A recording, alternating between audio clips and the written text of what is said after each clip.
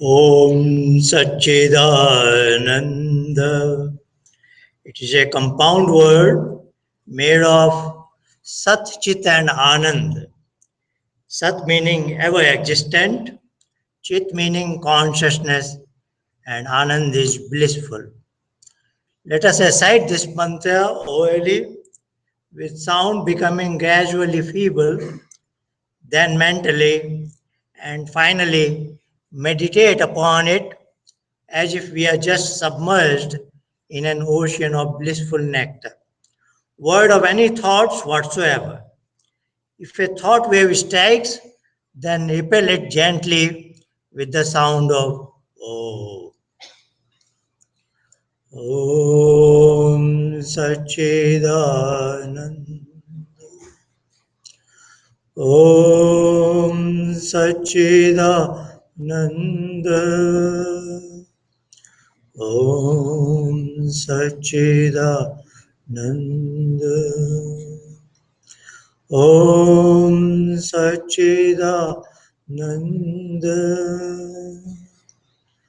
Om Sachidananda. Om Sachidananda.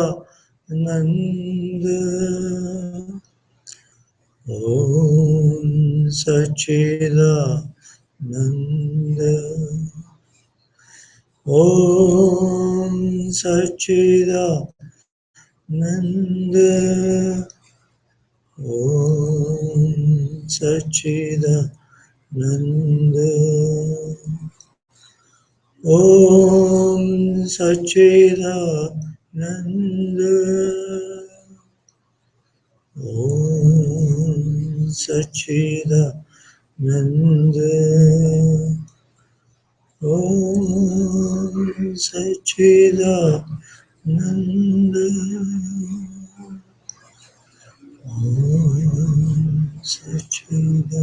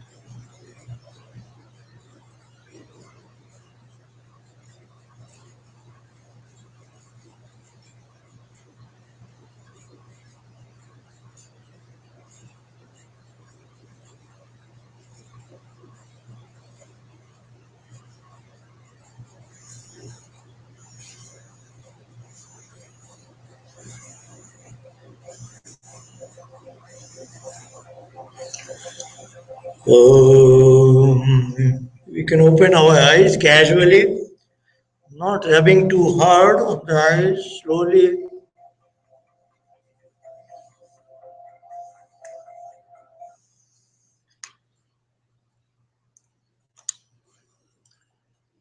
Namaste and welcome to the first session of Patanjali meditation.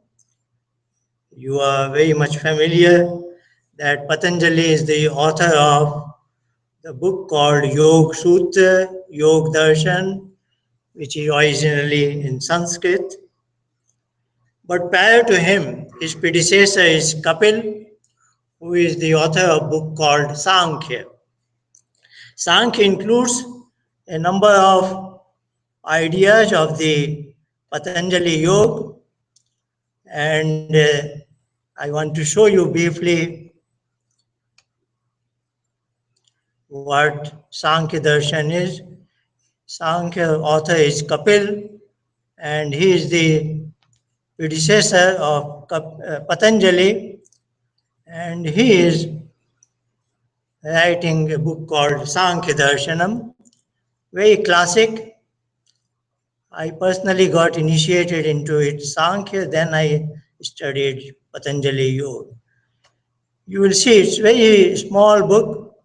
I am just going through it. It's total 10 pages in 6 chapters. And I just want to show you, like this statement number 24th in 6th chapter, Sthir Sukham Asanam. This is what it appears in Patanjali Yoga, exactly like this. Today I will refer to another statement number 25, Dhyanam ne Vishayam Mana. He is defining the term dhyan when mind is void of any thought. Anyway, I want to start with one of the very well-known statement from Kapil, which is in his first chapter, slightly longish by their standards. I am taking my cursor around that. It is like sattva rajas tamasam samyavastha pakete mahan Mahato अहंकारो अहंकारात् पंच तन्मात्राणि उभयम इंद्रियम तन्मात्रेभ्य स्थूल भूतानि पुरुष इति पंच विंशति गण. These are 25 elements. Gan means counting. Ganna, that is what gives rise to the word Ganit, playing with numbers. And number in Sanskrit is called Sankhya. That's what gave rise to this title of this book, namely Sankhya Darshan. Very classic by Kapil, whom we refer to as Adi Acharya and Paramarshi. And though it is not the right time, I can sometime describe how the English word science came from Sankhya. But let's proceed further and give you this background of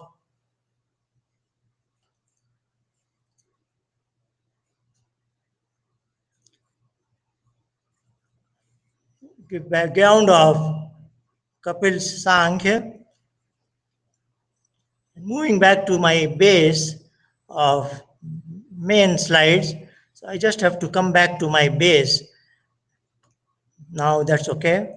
So I am back to my slide. So Sankhya by Kapil, who has covered most of the ideas of Patanjali Yoga, and much later than him, Patanjali builds upon in a very specific direction what is called as philosophy of yoga today. The common framework is, like it is stated in one Upanishad, that as a human being, we are a composite of body, mind, and soul. They give an example like this, thumb in the fist.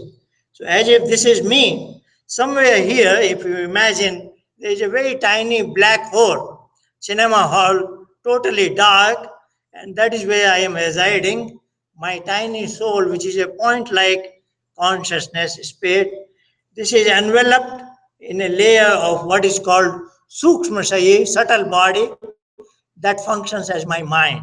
And then this is the huge gross body that is known as body. So please remember, whenever we talk about mind in Vedic philosophy, it is not the brain, it is a very tiny shell which is surrounding my soul somewhere here. So I am like a thumb in the fist, somewhere in the head region. The thumb is my soul, enveloped by a shell of mind, fingers and palm. This makes my subtle body, or what is called generally by the term mind. This mind has three components.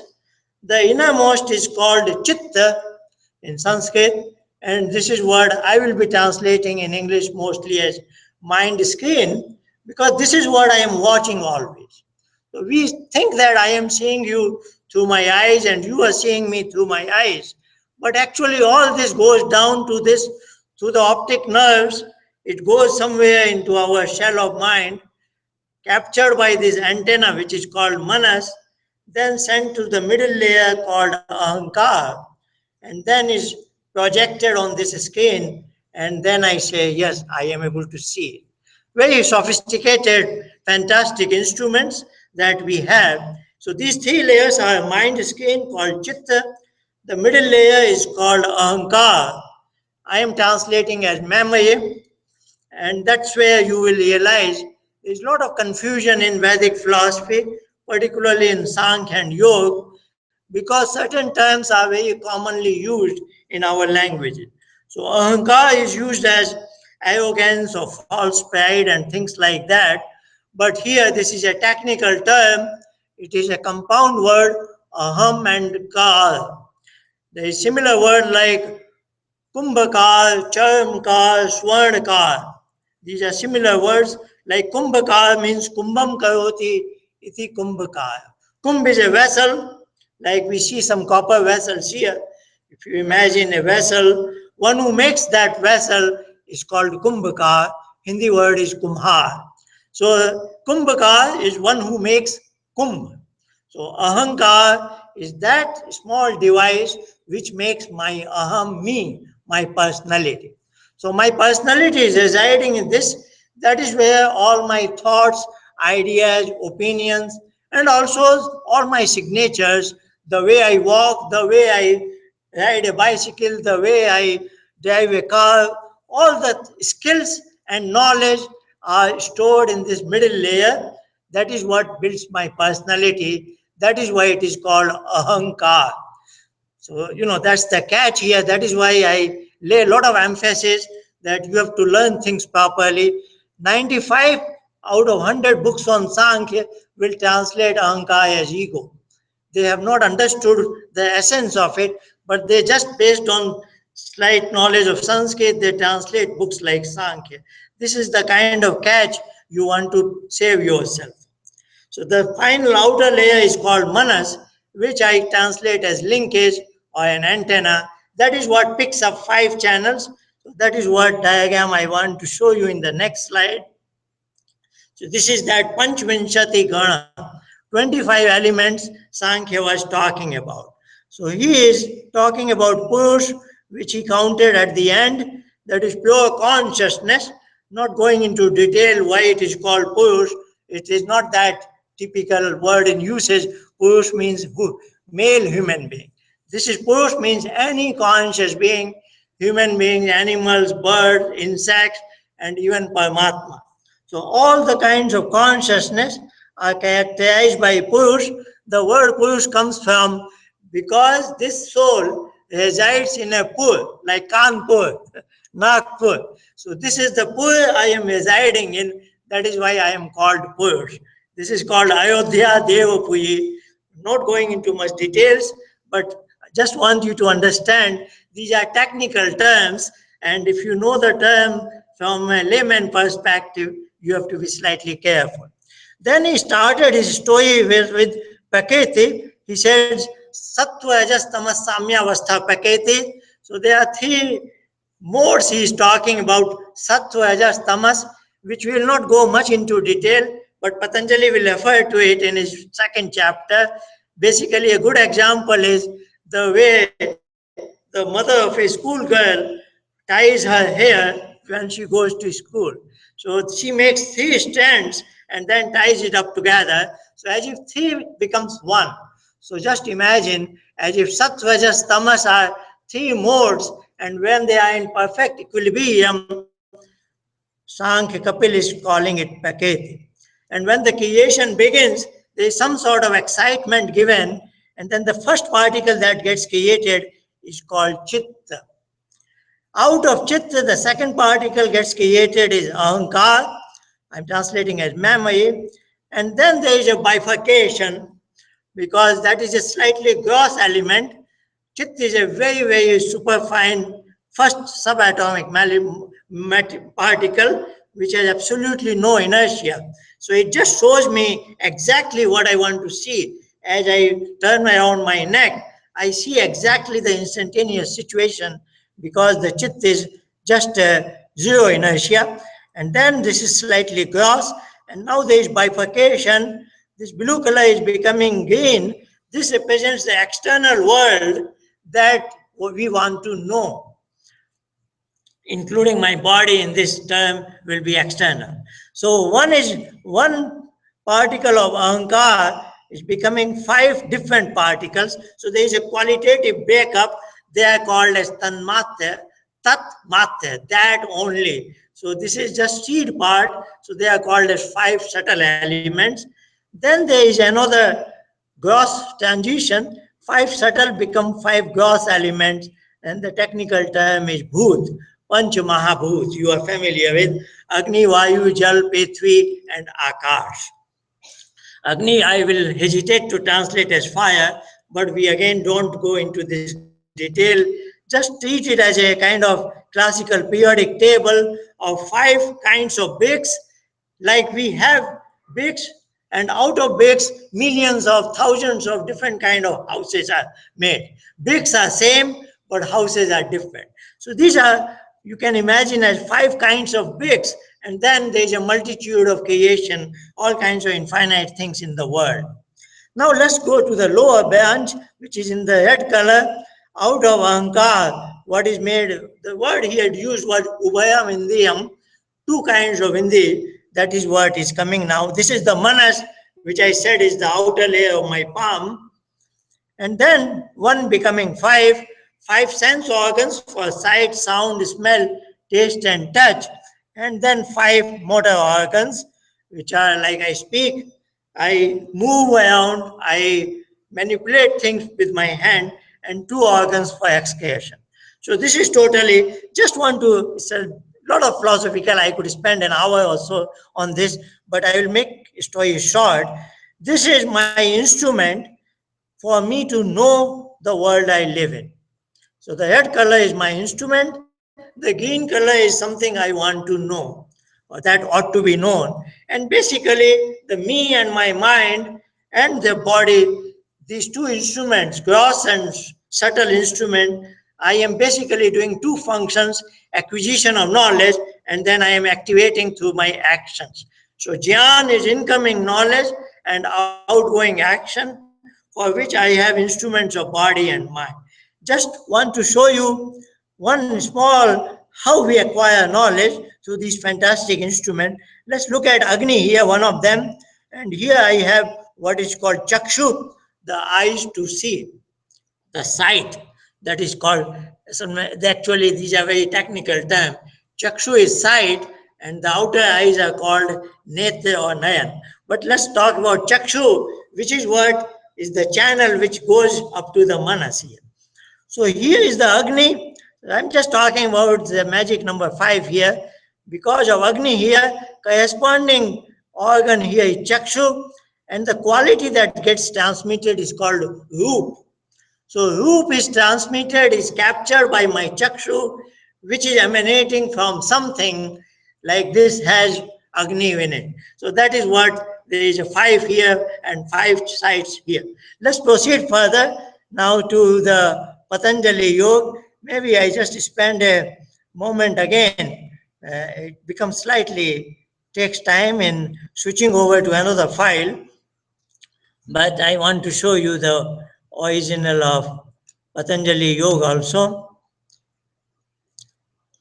And today we will be covering about first 12 of its sutras. This is still a smaller book. You know, it's so much, you will see just 4 chapters, totally 195 statements, and it's coming in 5 pages here. If one could go in a smaller font, maybe just in 2 pages, and the person is immortal. The whole world is interested in knowing what he's talking about.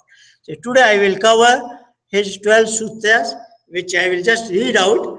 Atha yoga anushasanam yogaschitta vitti niyodha tada drashtu swarupe avasthanam vitti saurupya mitayatya vittaya panchataya klishta aklishta प्रमाण विपर्य विकल्प नित्या स्मृतय प्रत्यक्ष अनुमान आगम प्रमाणानि विपर्यो मिथ्या जानम तद रूप अप्रतिष्ठम शब्द ज्ञानानुपाति वस्तु शून्यो विकल्प अभाव प्रत्यय आलंबना वेत्ते नित्या अनुभूत विषय असंप्रमोष स्मृति अभ्यास वैराग्याभ्याम तन्निरोध. I will not open this slide again because the day I became Vedic missionary, I xeroxed this thing and I always keep it with me. So that is next to me, so I will refer to that. Let's come back to our original slide then, because that's where I give the English translation of what I have just spoken out. So now I will be sticking to this PowerPoint file throughout the presentation. So what we have just now looked at, Yoga, second sutra, the first was simply he's saying, Atha Yoga Anushasanam, now I begin the philosophy of yoga. His second statement defines the term yoga, yoga chitta vitti niyodha. Yoga is yoga, chitta, as I said, is mind skin, vitti, any modification to mind skin, niyodha is to subdue it. As you entered into this room, probably you saw this skin absolutely white. And once anything comes on the skin, it is called vitti. So that is what he's saying, that I am in this cinema hall deep inside my skull, and this is my chitta. If it is in the raw stage, which is never in the raw stage, like at this point, your images are falling on my chitta, and my image, my sound, etc., is falling on your chitta. So, but if you imagine absolutely nothing is there, that is the raw state of that, and compared to that, it is always in its modified form. So these are modifications, fluctuations, wanted or unwanted. Somehow the skin is no more in its raw state. Now I should subdue those modifications to bring it to its raw state, and that knowledge and ability is called as yoga. So yoga is to subdue all that appears on my mind skin called chitta. His next statement says, then what will happen? Tada drashtu swarupe avasthanam. Tada means then. Drashtu means the observer, the soul, which has been observing this skin, comes to its swarup, it's in true form. Otherwise, that will be covered in the next statement. But not only momentarily, it is grounded or established in this form. So that is essence of the philosophy of yoga. If I subdue my mind skin from all its modification, I have an opportunity to know myself in its true form, self-realization, and not in a momentary manner.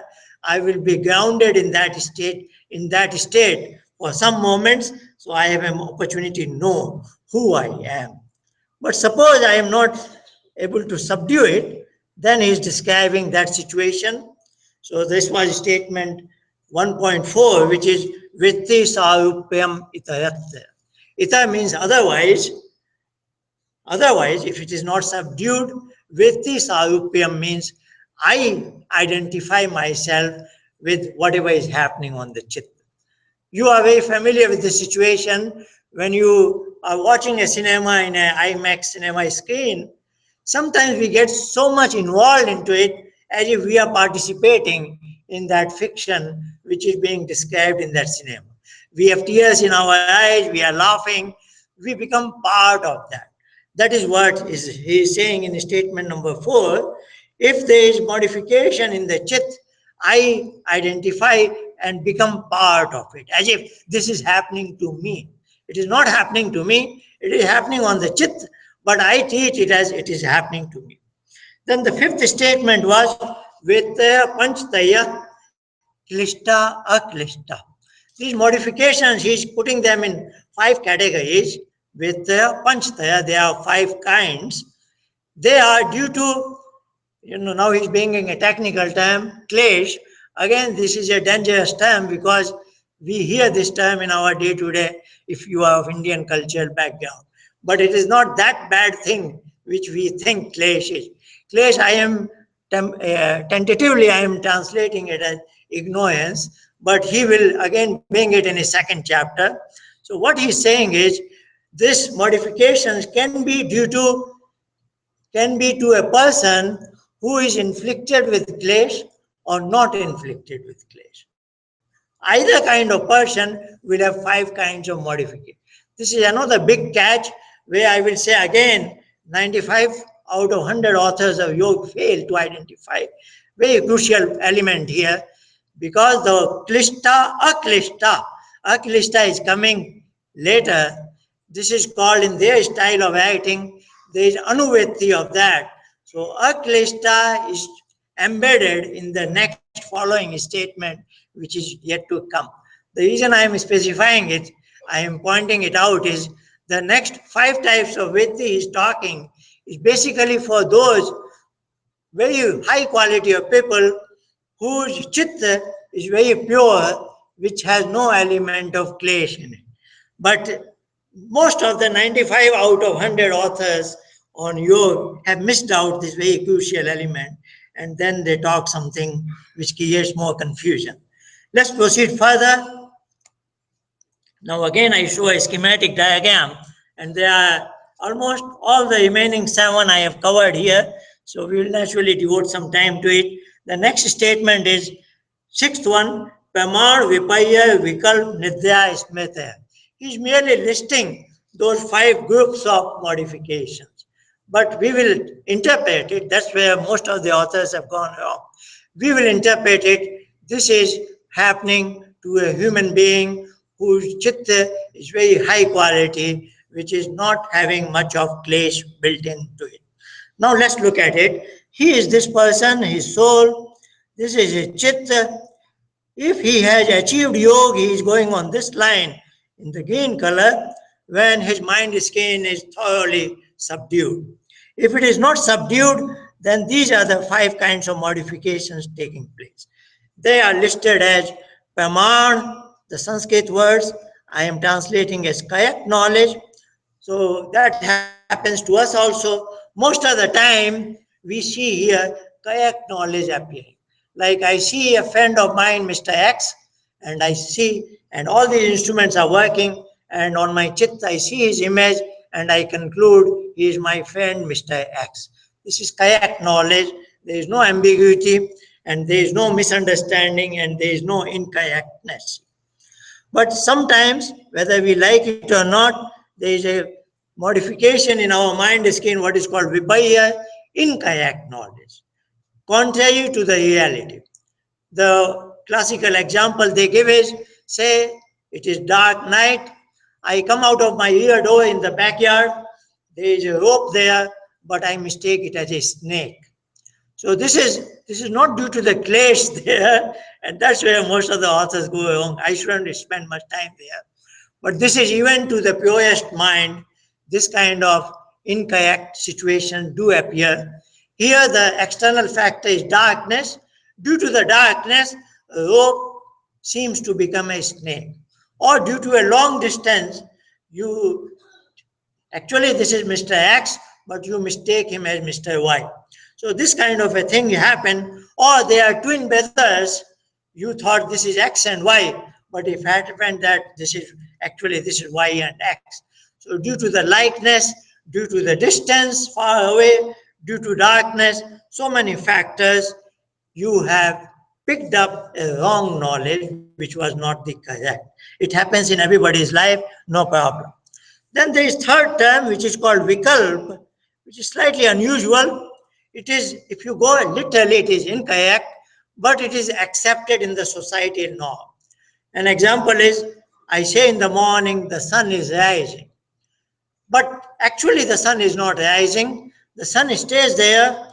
The part of the earth where I am standing is rotating, and now sun has become visible to me. That is the correct situation, But we say it, we describe it as sun is rising. If you go exactly by those words, it is incorrect, but still it is accepted in the norms, and we know what I mean. And the person who is listening to me, he also gets the point. And in Hindi, there are many examples. Like I am traveling by train, I will say, Delhi aa gayi. Delhi hasn't come to me. Actually, the train has reached Delhi. या हम बोलेंगे घर में ये बच्चे के कपड़े छोटे हो गए. The clothes, the dress has not become smaller, the child has outgrown. So these are some examples which comes under this category of vikalp, where technically the term we have used is not correct, but it is all accepted, no problem. And then there is fourth term, nidya. Nidya is absolute blackout, whether I like it or not. Some superior force has taken me into sleep. The instrument is good, everything is fine, but it is not doing its job. I cannot see anything, I cannot hear anything, nothing is happening. The instrument is fine, but it has been modified. That is why it is one of the Vitti in such a manner that nothing is visible to me. It's total blackout. So that is also a modification of Chitta. He calls it as Nidya. And then there is a very well-known situation where we disconnect from the external world, but we are working with our mind, thinking. Like I close my eyes, but I think about my daughter.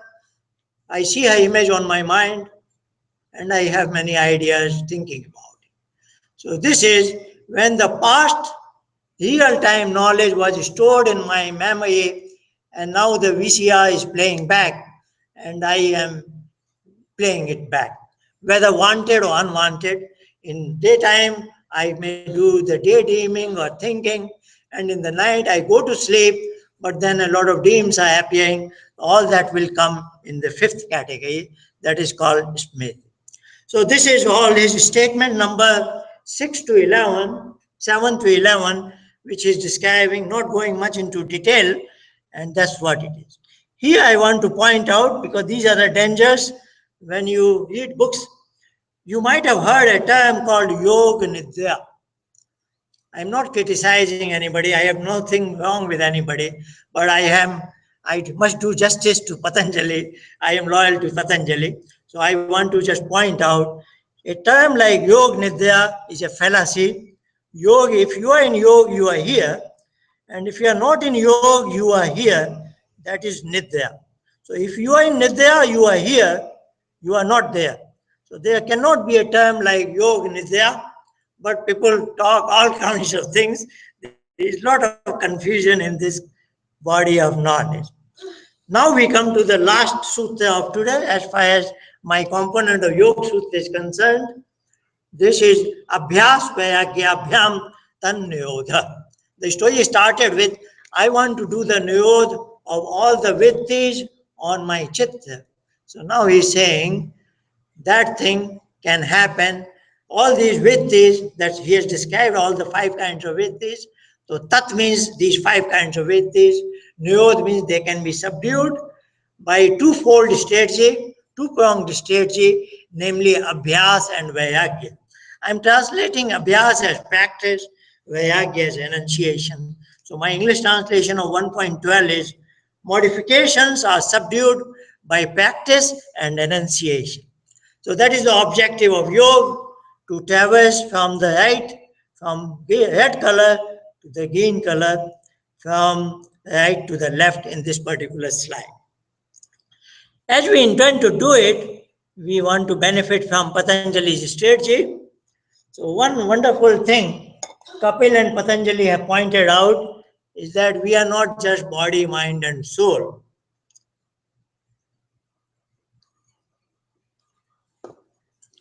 There are a number of background forces that are working. In medical terms, we call them non-voluntary forces. We are not quite concerned with them, and it's very easy to see. When I am in deep sleep, no dreams at all, yet a lot of things are happening here.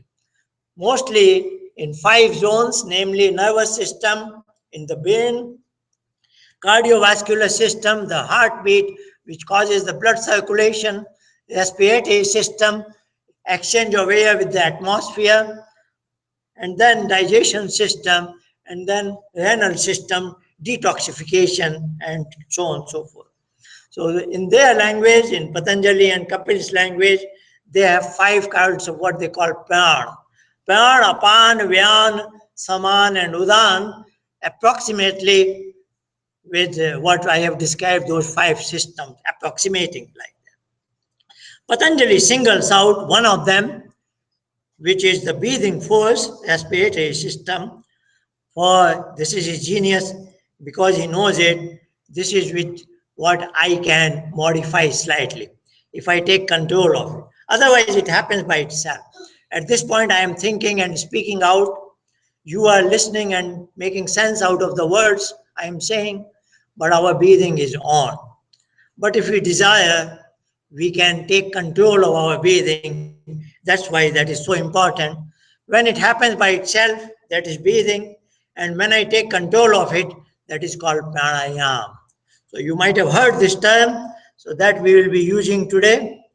As we learn, today we will learn what is called very basic meditation. But before that, I want to go give you a metaphor just to point out how much unnatural our lifestyle has become. So now that I have introduced the term, the fourth breathing term, so we have now 4 elements here: the body zone, the breathing zone, and the subtle mind, and that deep inside, which I will use the term cave. I live in my cave deep inside here. So deep in my cave, I am the soul. So we are familiar with, if you go to downtown, a big office, there is an office with 100 people working, that organization, and there is a chief executive of that organization, who is chief executive, and he has a secretary to assist him in his all tasks there. And the organization, there is a lot of background functions happening in the utilities, the gas, the internet connections, the battery backups, the heating and whatnot. So many things are there, without which the organization could not function. Same thing with us. Those non-voluntary forces, what is called the prana domain, is very, very crucial, because if something happens, it gets shaken, I will collapse immediately. If not fully collapse, I will get into ICU. So that is so crucial, and that for that reason, it is not in our purview.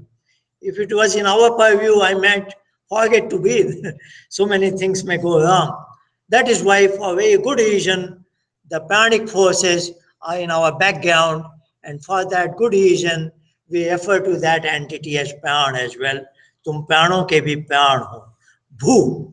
So anyway, let's proceed further. We are visiting a downtown office. As you enter into that, a big hall, 100 people working, and in one corner, chief executive sitting. Next to his chamber, there is another chamber, his secretary is sitting there. Now, chief executive is working with his staff members from 8 o'clock in the morning, going to different individuals, discussing their problems, concerns, and giving them instructions. It's now about 10 o'clock, he feels tired. Naturally, he has got tired. Now he wants to retire to his reclining seat in his chamber for 10 minutes. Very usual, similar, easy to identify the situation.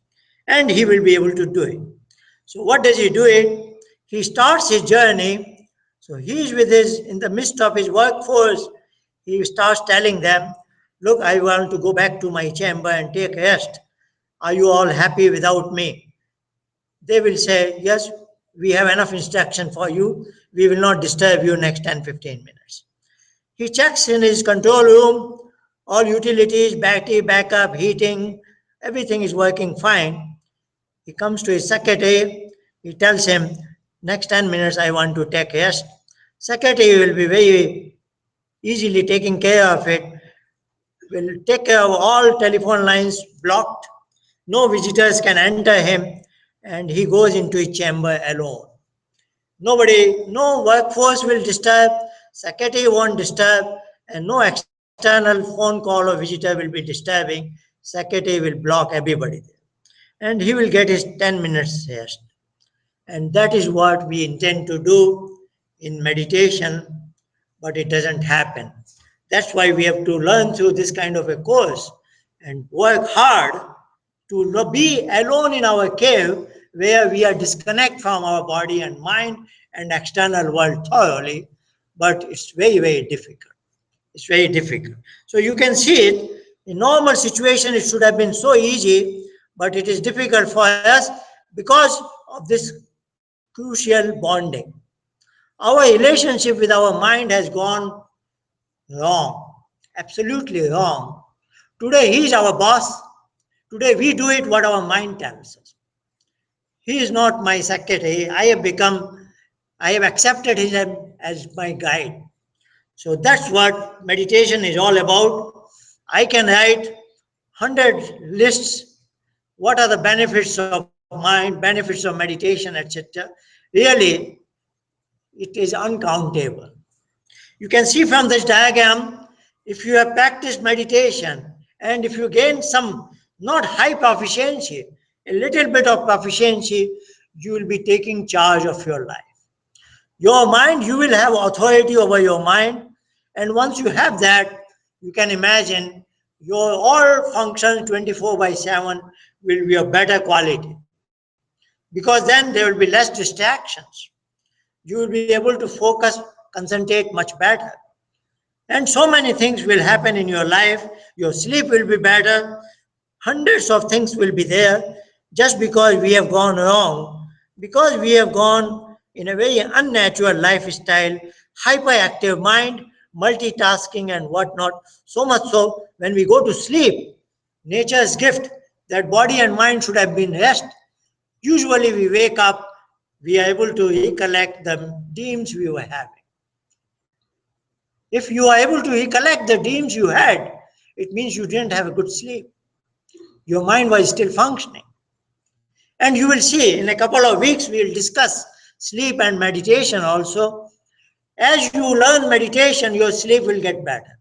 And as you sleep better, your meditation practice will be smooth. So sleep and meditation go hand in hand. There are so many things. Let's proceed further.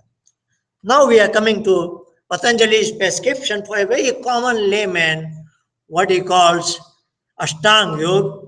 But before that, just because the term for meditation is dhyan, and it is a common term in Indian cultural background language, it becomes so difficult for me to teach an Indian person what dhyan is. Because we use this term in our day-to-day uses. If you go to India railway station, Kripaya dhyan dijiye. But then he will say, may I have your attention, please. He won't say, please sit and meditate. He is saying, may I have your attention. At home, I will tell my child, beta dhyan se pustak padhna. Concentrate in the book you are studying. I am saying again, concentration, not meditation. Patanjali's term, dhyan, is a technical term. It is not attention. It is not concentration. It is meditation. That's why, like Kapil's definition, dhyanam nevishayam manah. When the mind is void of any vishay, any object which is amenable to my sense organs. If there is absolutely nothing in my mind, then I am in dhyan. Please remember that. That is our objective in this session. So I have made now 5 elements here. Body and breath is common. Self was also there. But I have broken my mind into an outer mind and inner mind. No problem. You know that mind has 3 layers. So I can look at it inner part and outer part. You will accept that. Let's read it out carefully.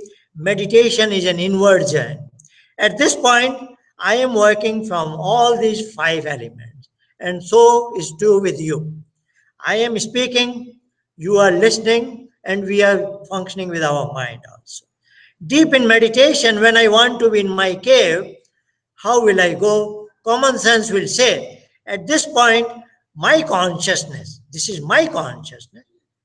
When I die, the day I die, all this will remain unconscious.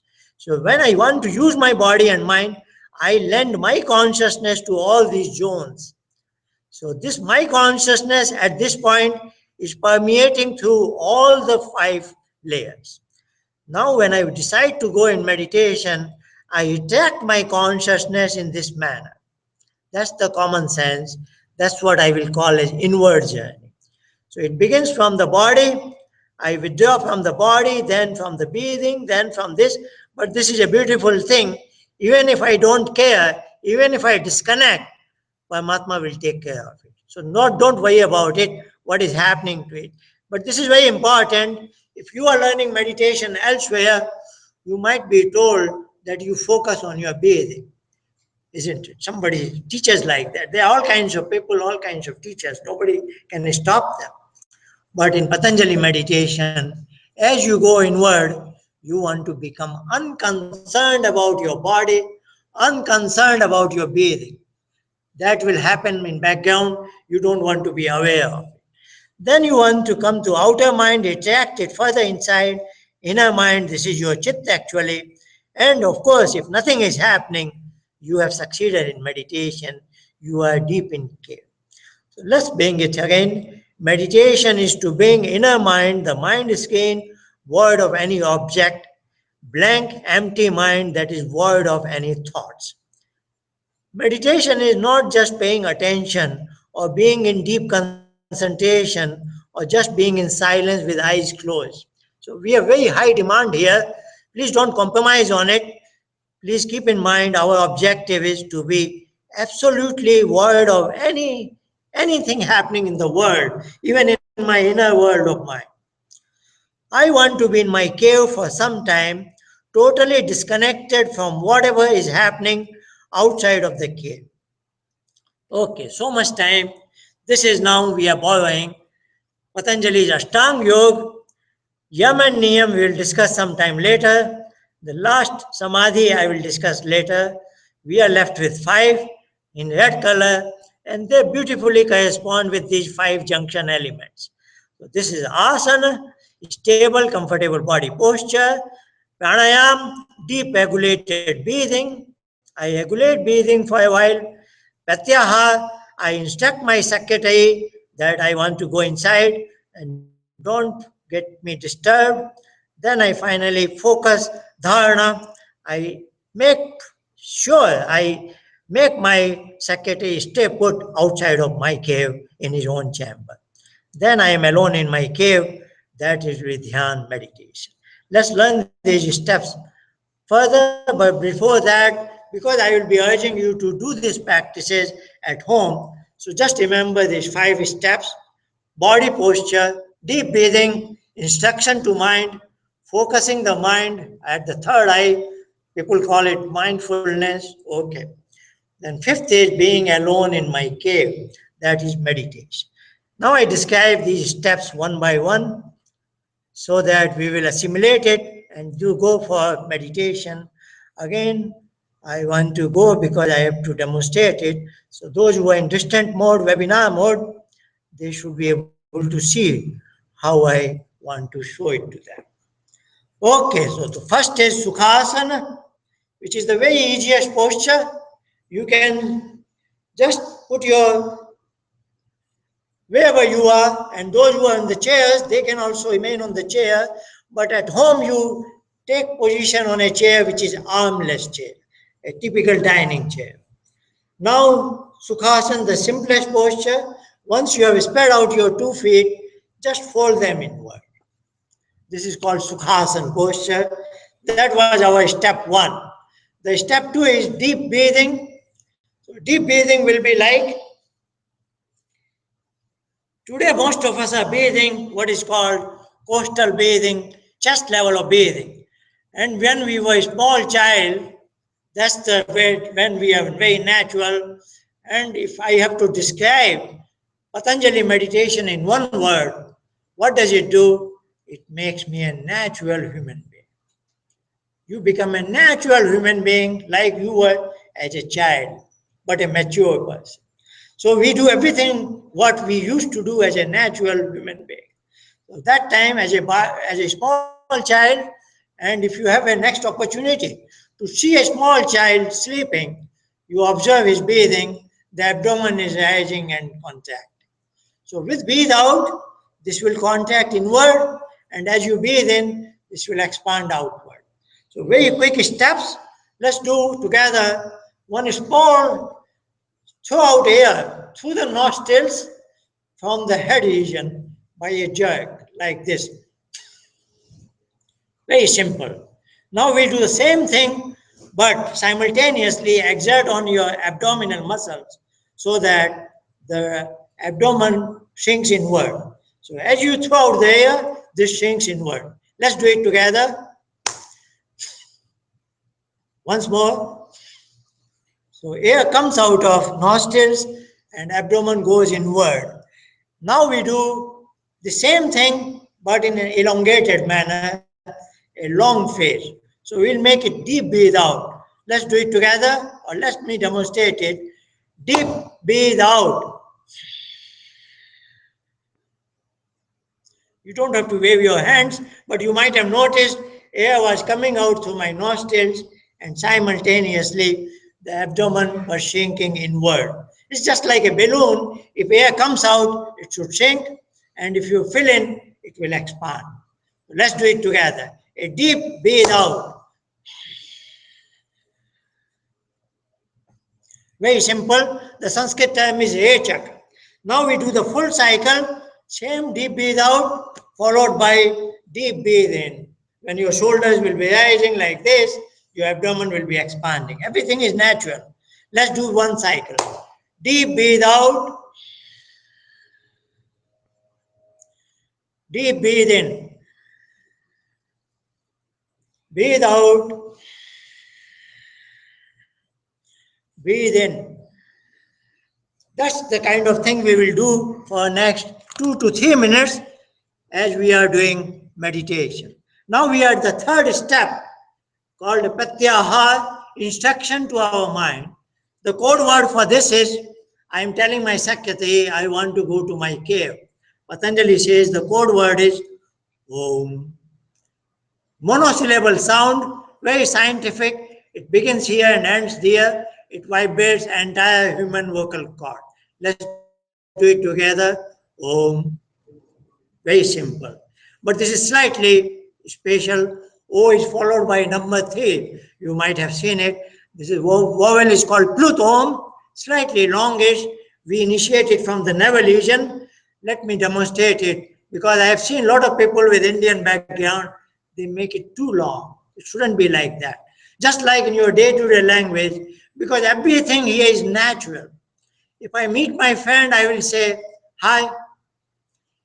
If I meet very close friend, I will say, hi. Become slightly long. You are familiar with Indian situation.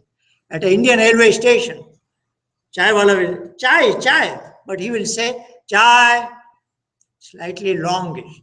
To have greater impact, the vowel becomes longish, Pluto. Let me demonstrate it from the navel region. Oh.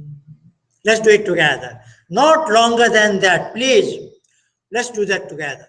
Oh. Very good. That's the way we will recite 5 times together. But when you do it alone, you don't have to count it. Together, we will do it 5 times. And then Pratyahar, third step is over. Gradually diminishing the sound. First time will be oh. 5th time will be, after all, I am telling my mind only. I don't have to be loud. As soon as this is over, the next 4th step, dharana, focusing the mind, or what is called mindfulness. You focus your mind at the third eye. For half a minute or so, you are confident your mind is settled in. Now, you walk in, you continue to observe your forehead, see a sky which is endless, infinite. You imagine you are walking deep into the sky. You are in your cave, that time you are in meditation. And if you see, your mind may knock at your door, sending in a thought wave, you be conscious about it, not to entertain it. You tell your mind again the same code word within your mind. You repel the thought wave with that sound. Your objective is to remain void of thought. Can I ask somebody to switch off those lights? There is a switch there near the door. Acharya Suryaji, thank you so much. Now we are going into meditation, and with that, this today's first session is ending. And I just want to demonstrate to you. It doesn't take long. I myself setting an alarm for 10:45. Just 5 minutes. So you have to devote just 5 to 6 minutes a day on meditation. Now it begins. We will follow together. Deep breathe out. Deep breathe in. Breathe out. Breathe in. Breathe out. Breathe in. One more last cycle. Breathe out. Breathe in.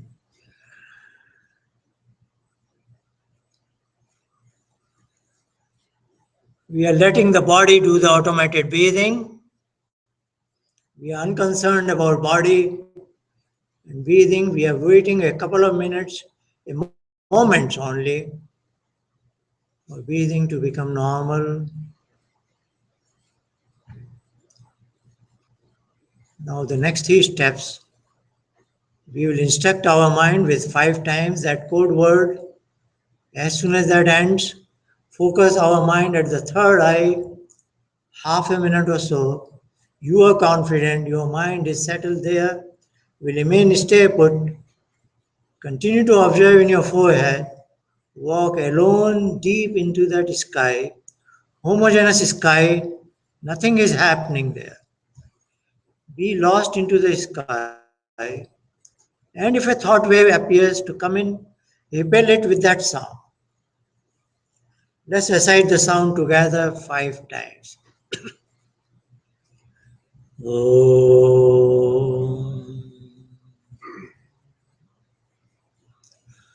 Om.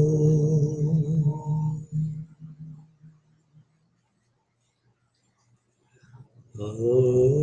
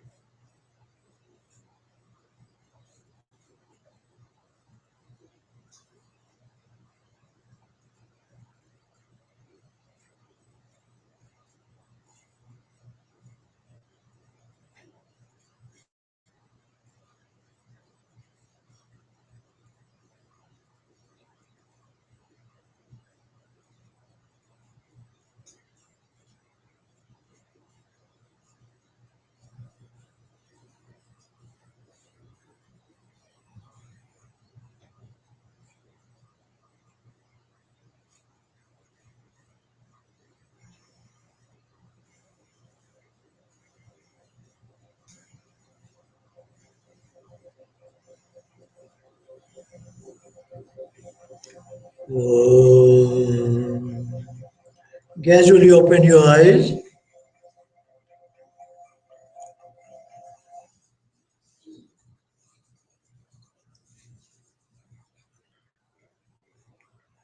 That was our first session. Though we'll meet weekly, I want to urge all of you to do this practice daily at home. Devote 6 to 8 minutes, 10 minutes, and I hope today many of you got what I call that blind spot, blank spot. That is what we are aiming at. If you didn't get it, don't be frustrated. With practice, you will get it. And that is my job to bring you to the point that you will begin to enjoy meditation. Please do it daily practice, relatively empty stomach, after bowel's motion in the morning and before breakfast, or in the evening, 3 to 4 hours after lunch. Thank you all. We'll meet again next week.